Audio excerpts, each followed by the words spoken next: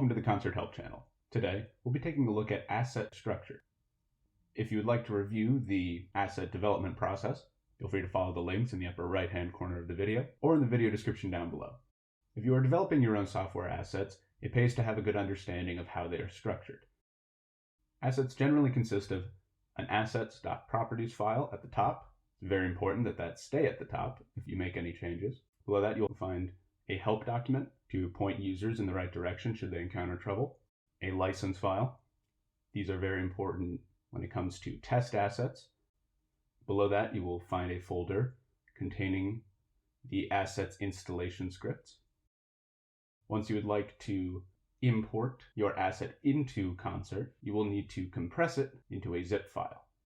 If you would like to watch more of these video tutorials, feel free to check out the CONS3RT Help YouTube channel. Alternatively, you can visit our help site, which features these videos and articles that cover these topics in greater depth. And as always, the relevant links are in the video description down below. In the meantime, I hope you found this video helpful, and thank you for using CONS3RT.